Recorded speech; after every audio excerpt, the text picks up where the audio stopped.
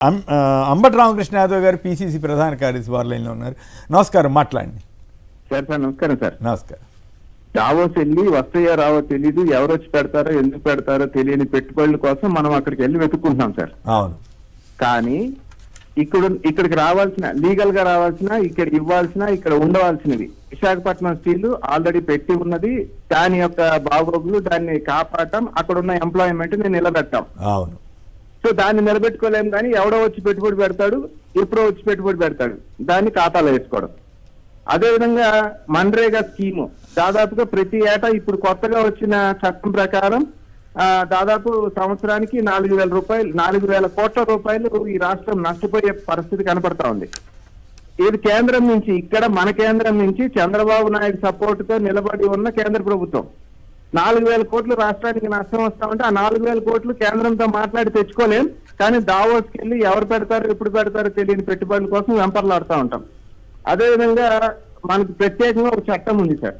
ప్రత్యేక హోదా కావచ్చు, లేకపోతే ఉత్తరాంధ్ర రాయలసీమ ప్యాకేజీ కావచ్చు, ఇట్లా ప్రత్యేకంగా ఒక చట్టం ఉంది.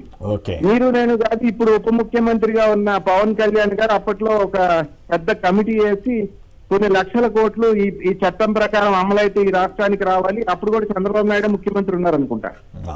సాధించలేకపోతా ఉన్నారని చెప్పి ఆ రోజు మాట్లాడిన పవన్ కళ్యాణ్ ఈ రోజు ప్రభుత్వంలో కూడా ఉన్నారు. ఆ 1,000 కోట్లు మన కేంద్ర ప్రభుత్వం. అయితే ఇప్పుడు సమస్య అది కాదు. నిన్న ఎక్కడో సోషల్ మీడియాలో రాశారు, పవన్ కళ్యాణ్ అసలు ఎందుకు తీసుకెళ్ళట్లేదు దావోస్, ఆయన ఉప ముఖ్యమంత్రి కదా, పాపం ఆయన అట్లా వదిలేశారేంటి అని. మరి ఆయన వెళ్ళలేదా, లేకపోతే వాళ్ళు పిలవలేదా అంటే మళ్ళీ ఈయన వెళ్తే లోకేష్ గారికి ఎలివేషన్ తగ్గుద్దనే ఫీలింగ్ అని కొంతమంది వ్యాఖ్యానిస్తున్నారు. మరి కారణమేమో తెలియదు, కానీ అంటే ఆయన సంబంధించిన సబ్జెక్ట్ లేదని ఏమన్నా అంటున్నారేమో. మరి కేంద్ర మంత్రి గారు వెళ్ళారు, ఇంకా చాలా మంది వెళ్ళుంటారు బహుశా. ఏ ఒక్క విదేశీ పర్యటన మోడీ గారు వెళ్తున్నప్పుడు కూడా ఈ మధ్య ఇద్దరు కలిసి వెళ్తున్నట్లేరు. ఓకే, ఆయనేం ఫీల్ కానప్పుడు మనం అనవసరంగా దాని గురించి మాట్లాడటం అనవసరం.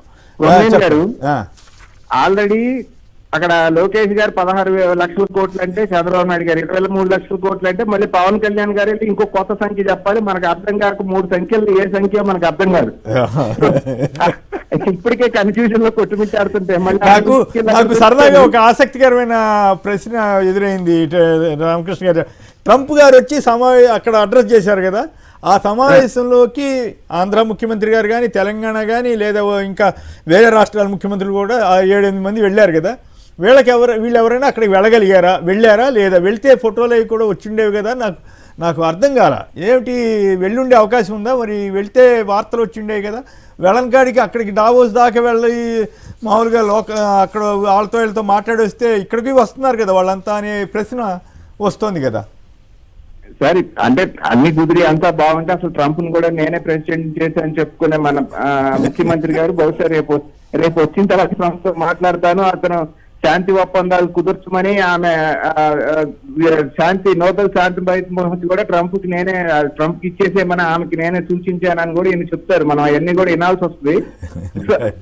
అక్కడ ట్రంప్ స్థాయి, ట్రంప్ కున్న ఈ దీంట్లో ఇప్పుడు వీళ్ళని ఎందుకు కలుస్తాడు. కానీ దావోస్ మీటింగ్ అంటే ఇక్కడ మన ముఖ్యమంత్రికి ఉండే గౌరవం మనకు ఉంటది కదా, దాంట్లో అనుమానం లేదు. నాకు సందేహం వచ్చింది, మనం మామూలుగా ఏదైనా మీటింగ్ జరుగుతుంటే అందరం వెళ్తాం కదా, అట్లాగే వెళ్తారేమోనని నాకు.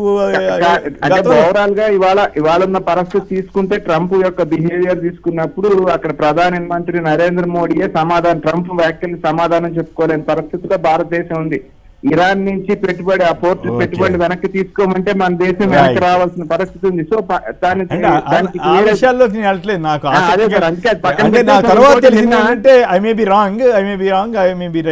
నాకు తర్వాత నేను కొందరితో ఇట్లాగే అడిగా, వెళ్ళాలి కదా వీళ్ళని కూడా అంటే, అట్లా దేశాధినేతలు మాత్రమే ఆ మీటింగ్ లో పాల్గొంటారండి అన్నారు.